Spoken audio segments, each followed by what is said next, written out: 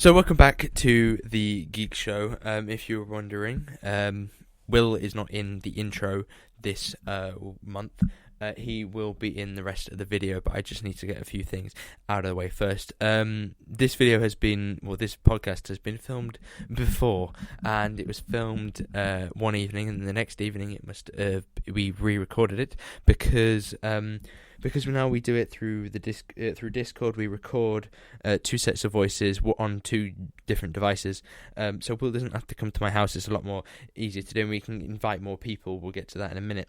And when we finished, I hit the space bars to stop the recording on both of them, and the one on my laptop that had all of Will's stuff in it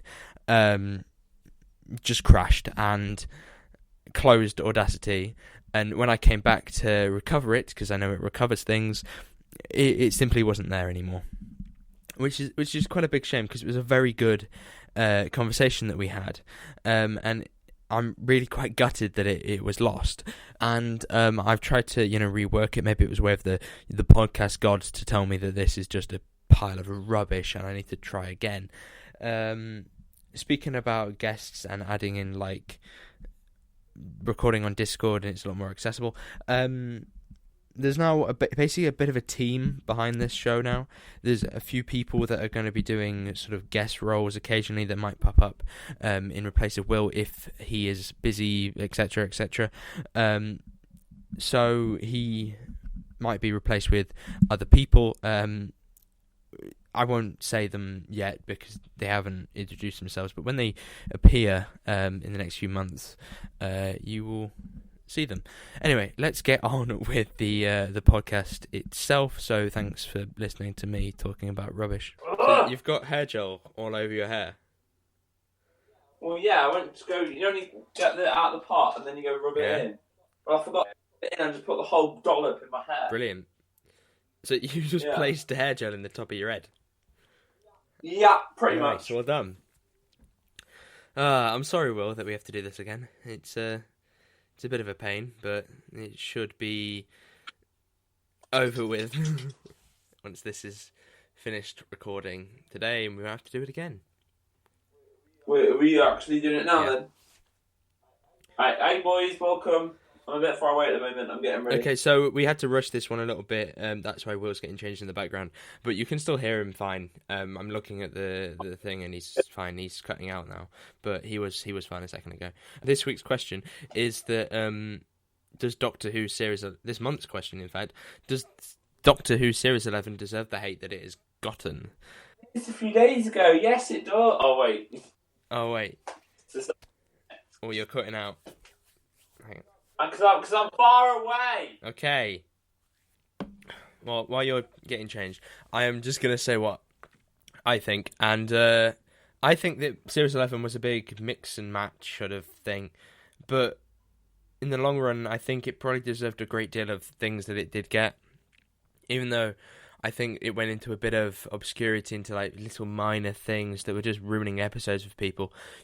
Just very small details that get on people's nerves, which I think was kind of stupid. But then when you have, the bigger picture, you can look at many of the episodes and say, none of the villains were actually that threatening, or all of the villains were very weak, or Yaz was a wasted character, things like that. They are all valid points to why Series 11 wasn't very good. And there were still a few moments that I believe were quite good. Kablam was a good episode, apart from the fact that it involved some kind of conveyor belt sequence, and that was not executed very well. I would have just appreciated if they just cut that scene, because that really was not a great scene. But that is one of my points. I think that every single episode has had at least something wrong with it. Mainly the Doctor. The Doctor could be a decent complaint. I think that she's a little bit hypocritical in some moments. And, the bit with the spider in episode 4, when she's like, oh, you can't kill a spider. How dare you kill a spider? Let's put them in a room, and kill them all. Will is really cutting out. And, it's little things that I don't think it shows... The Doctor doesn't really show doctoriness, if you get what I mean. Yeah. Because, think about it. When, there's been a rare creature which has died, the Doctor was gone over and comforted in the last moments. What did the Doctor do to Spider? Just stared at. Wow, look, a spider, guys. It's dying. Yeah, yeah, he just stares at it and goes, "I'm sorry," and walks away. Like when Tennant and Matt and even Capaldi would have stroked it, would have looked after it, would have comforted it. Well, I don't think that any of the other Doctors would have placed it in a room, placed a bunch of spiders in a room for a while just to die. And then call it the humane thing to do. Yeah. They were annoying things, weren't they, throughout the season? Yeah, the Doctor just didn't know what the hell she was doing. Yeah, so there's a lot of stuff like that I really hated about Series 11. Well, I didn't hate. I thought that it was just a shame that those things happened because Erectors in the UK was not that bad of an episode, really. Well, okay, for you, name the best episode. I think it's Kablam. Kablam. Okay. Yours? Rosa. Oh, yeah, Rosa's decent, but it's got a weak villain. Oh, and a weak villain. Sorry, what? You were cut out there. All of them had a weak villain. All of them had a weak villain. Yeah, there was a lot of cutting out in the middle of that. Name one good villain. There wasn't one. Exactly. There was a Stenza, but they weren't that interesting at the end of the day. I'd love to see their culture a little bit more, but we just didn't in the end. I've got my mic in. Right, yes. Where was I going? I got a comment on an old video that was during the reviews of Series 11 and pointed out everything that I got wrong within what I said. And I'm sure that when I watched it back now, I look at it and think, actually, I said a lot of wrong stuff there because I was just so overexcited, I think, for Series 11. Because the first episode, I think, was probably one of the better episodes in the season, apart from the few little plot holes. And no, I don't think it was a good episode. I think it's because of the hype, and I was like, "Oh my god, Doctor!" Because I loved it. Then I went back and watched it and didn't like it. I think that's what I felt with quite a few of the episodes. In fact, I felt like because on all your reviews, you're like, "I love this episode." Yeah, I think watching them a few times and listening to other people's opinions of it, and your opinion kind of goes, hang on, yeah, how can I explain that? I can't defend something when it doesn't come up with a way that it is solved. You eating a Twix or something? No. Because I can hear you rattling. Sort my shoes out. Right. Well, rappers. So when I got this comment, I looked through it, it was so big it was marked as spam. And by the end of reading this quite large comment, it was asking me whether I just ignored everything that was negative about it. And I don't think I noticed any of the negative stuff to begin with. I just thought they were just little things that were just a bit annoying. Like you rattling keys in the background. But they were just little things that were bad about that episode, and I don't think that they were really in the forefront of my mind. But watching them again, I go, hang on, there's actually quite a big plot hole there. And wouldn't it be so much better if, like, Grace was killed by the actual Stenza? Yes. There's a lot of things when it's like, well, why didn't they do that? Because that would have been better. But then it was almost like they didn't think about it. They should have had They should have Tim Shaw kill the actual Grace and the tentacle monster do nothing. Because then that, like, when Graham go around and killing her, it would make more sense. All goes down to. It would make more sense. Like, you've actually killed my wife, not your big tentacle monster. You were involved in the death of my wife. That's how that should have gone. So that would have made that better. But then they seem not to think about things. And this one, I think that Series 11 really shouldn't be given our respect. Because it simply doesn't think about things in the way that we think about it in our conversations. And the writers, whoever, everyone who works on the show, doesn't think, hang on, if we're going to have a plot about Graham and this creature, then would it make more sense to have an actual connection between the two? I don't think they even have a scene of dialogue between each other. I know, and like if we're talking about little nitpicks, he doesn't watch it. Well, he does watch Grace die, but he could have watched Grace die by the Stenza. Yeah. Instead of this, oh, I'm going to seek a revenge on this tentacle monster coil thing. Here's the question. Do you think her episode was a good introduction to her character? Yes. But there was a lot of exposition and stuff, and I don't know why they have to feel like they have to keep explaining things in Series 11. Everything has to be explained multiple times. So could you say you could describe 13th's character right now? No, because she doesn't have much of a character. Okay, but after Matt Smith's first episode, or David Tennant's first episode, could you just, or Christopher Eccleston, or even Capaldi, could you describe their character and what you could kind of get what their arcs going to be? They are, well, Matt Smith is childish, but serious at times. Really wants to defend the world and, stands as their protector. Like a fairy tale. He's quite a wondrous man. And Jodie Whittaker's Doctor, you get that she wants to defend the Earth. She hands out fair play throughout the galaxy. That's the line of the whole season. And, things like that. There's so many things that I just felt like worked that way. It could have been a lot better in how they thought them out. Because I think that tons of people just on the internet, between us lot and the very small amount of people that are actually interested in Doctor Who now, that we can pick faults in the series all the time, but all these faults seem to have got past. And what annoys me, I think, the most is that there was such a big wait there. Yeah, I was so hyped about it, and then just massive flop. Most seasons come out in, September. That was probably the later one. That was like Peter Capaldi. Some of his seasons came out in September. But they used to come out in April, and they were like David Tennant seasons, and it'd be Christmas, and then April you'd have the season. This year, and well, actually, not just Series 12, but Series 11 as well, they seem to be filming it for ages. And when you think that they're spending all this time and all this energy in making something like this, I think they should look deeper at the actual script instead of just talking about, oh, look, our aspect ratio is different. Just like I need my top. Welcome to the podcast where Will gets changed for his work. But let's talk about, that was our opinions, but what about the opinions of other people? Do you think people were so against this season that it was simply unfair? Yeah. Seeing YouTube. Hey? Yes, people are very against it. Have you seen YouTube? I have seen YouTube.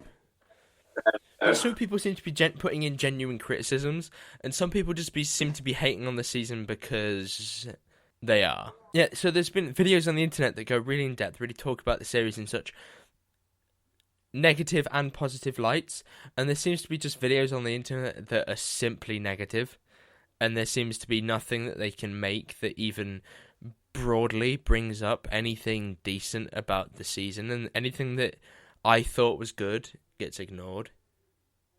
Kablam, if you see a review for Kablam, which I thought was one of the better episodes, they make a complaint about very stupid I don't know what he is talking about. They make a complaint about like very small things that simply I didn't care about. And you should Yeah, the killer Bubblewrap. But I watched that again recently and thought, do you know what? That's not too bad of an idea. I would have really enjoyed it if it was just the robots, because I think that would have made it better. Yeah. Do you think it was written by if it was written by a different showrunner, it would have been a better episode? Well, I think that some of the episodes definitely had Chris Chibnall's sort of hand in there, and I think that you have to leave your writers to write. Rosa was written by him and the lady who wrote Noughts and Crosses. Not every black man. That's it. And, we don't know which bit he wrote, which bit she wrote. But what I find... Wrote the whole thing. Did they... What, together? Yeah. No, I was thinking, like... She wrote the whole episode. He just had like a say in it. He said, I want that in it, I want that in it, I want that in it. Yeah. But what I think that they didn't do was give them free reign. And also, the choice of their writers... Yeah, they have barely any sci-fi writers. You're sitting there going... So, there are thousands of people who want to write Doctor Who. You have... I heard something about Chris Chibnall wanted J.K. Rowling to write an episode of Doctor Who. There are plenty of people. The guy who wrote Good Omens has written Doctor Who episodes in the past, and maybe they could have tried to get him in to write another episode, things like that. And they just went with people that I've never heard of, who've never written an episode of science fiction in their lives, and then they're expected to make extremely popular sci-fi. That is the same with Chris Chibnall, isn't it? He's done like 3 episodes. Well, Stephen Moffat didn't do that many before he took over. Yeah, but he wrote good episodes. The episodes that Tibbers wrote, 42. Yeah, that's not bad, actually. Dinosaurs on a spaceship. Bit weak in places, but alright. 3. The Power of 3 is garbage. Yeah. So, He didn't really have any experience in it either, but, Well, he wrote more than some of the writers that were chosen. Yeah, most of the writers done for this one hadn't even wrote 1 episode. What I would define season 11 as is the experimental season. The idea that you have tons of stuff that you want to write, but you don't know where to put it, so you just get, you test out writers, you test out directors, you test out new visual styles, new direction style, just loads of interesting new things, and see if they work or they don't. So, that's what gives me hope for series 11. Don't. Yeah, and most of them don't. But, if you take an episode like Love and Monsters, that tried to do something different. It had a different format for the show, and it wasn't that good. But would you rather watch Love and Monsters or the Saranga Conundrum? I'm not going to lie to you. I haven't actually seen the Saranga Conundrum since the first night it aired. I've not seen it twice yet. Because I will, but I just generally didn't think we it was should that honestly we should do a rewatch of the whole season because I haven't I've watched a great deal of the season again, but there was a few episodes that I simply skipped. And the Sananga Conundrum was one of them, and It Takes You Away I skipped. I hate that episode. Do you know, It Takes You Away was one of those episodes was the episode 9 when you're like, that's the experimental episodes when they tried to do something different, and it just feels like they were trying to get brownie points of how creative we are. Look, the trailer looks so good, mysterious house, what's going on? And it's just talking frog. Who cares about a flipping? But they were frog? Look how deep we are. Look how incredibly versatile we are and how we write. It's so incredible. But then, and I'm sitting there going, I'm sorry, the universe is a frog. Because Grace liked frogs. Why can't it be Grace? Why can't it be Grace? Wouldn't that make more sense? It's a frog, mate. What's the connection there? Or she liked frogs. Or it could be one of the Doctor's previous companions, like Bill or Nardo or something. That would be quite expensive because they'd have to bring someone back to do it. Captain Jack. I think Pearl Mackie would happily come back. I think a lot of people would. For a cameo. Yeah, Captain Jack, and he's always wanted to go back. What I find interesting is a lot of people who come back into the show, they're not actually coming back into the show, they're coming back in audiobooks. Martha Jones is coming back to Doctor Who in an audiobook for Torchwood. Instead of what she, everything that she's been in before. So I find that really interesting, and I think that... Okay, here's a question. Yeah. I'm completely changing your subject, because I'm not going to lie, Series 11 bores me. But, you remember how, there's always been these little things, how, we should have a spin-off show of blah, blah, blah? Yeah. If you could have a spin-off show of one thing from Doctor Who, what would it be? If I could make a spin-off show? Yeah. Does it have to be... what if it already exists? You can't do Torchwood 2. No, but Torchwood exists, but Jenny's got audiobook things. There's characters like Bernie Summerfield. Spin-off show. Yeah, but spin-off show. Okay, show. It has to be a show. I would do a show with Rose Tyler and the parallel universe that they live in. Or Mickey trying to shut down Cybus Industries. That could be quite an interesting series. Yeah. But, all of which you wouldn't have Clara and the Flying Diner. No. No, I wouldn't. I think that is bizarre. But I think that something like two guys or two people simply going in a van to different places and trying to stop invasions, like the Doctor does, I think that would make a decent spin-off. You know, they could make a connection between, you know, maybe they start off at the series at a Cyberman plant and then slowly discover like a big web of them, and that is the season. More Spiderman, not Spider-Man, Cyberman. Cyberman. Cyberman. Yes. What would yours be, Will? Like maybe like a Martha and Mickey. This is the reason I married you, or something like that. Yeah, that'd be cool. You know, a pot. Because that was just a little fan, wasn't it? I'm sorry, what?